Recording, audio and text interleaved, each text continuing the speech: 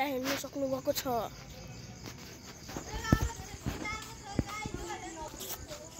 यता यिनीहरू यहाँ बैठे भनिरहेको छ अब तिमीहरू दुई यिनीहरूको फाइट पर्न सुरु भइसकेको छ।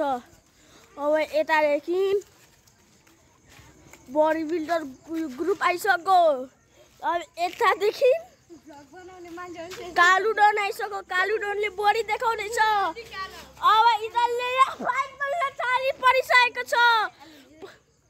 ल अब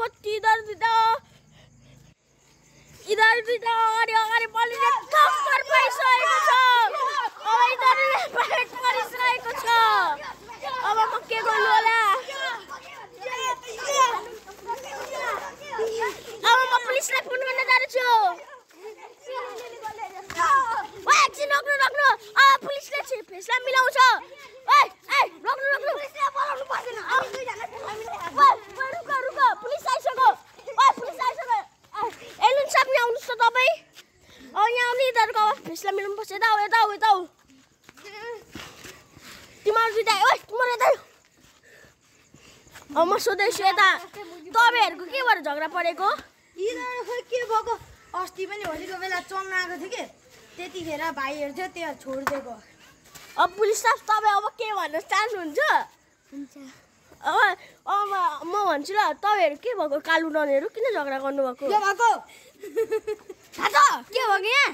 यसले भनेको थियो बेटे त मसँग झगडा खेलिसपछि म तँलाई एउटा कोला दिन्छु भनेर हो पुलिस खोइ पुलिस। पुलिस सर यता आउनुहोस् न तपाईँ। यता चाहिँ होमवर्क पार्टी रहेछ। पुलिस सर यसले मलाई कोला खान्छु भन्दैछ नि। यसलाई के पुलिसलाई पनि मेरो कोला खुवाइदिन्छु है।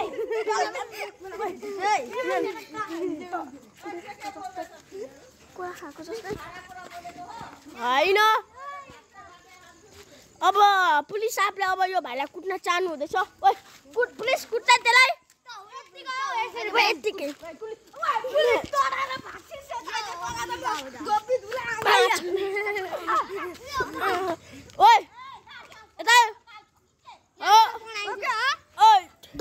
काले डन लाग्यो।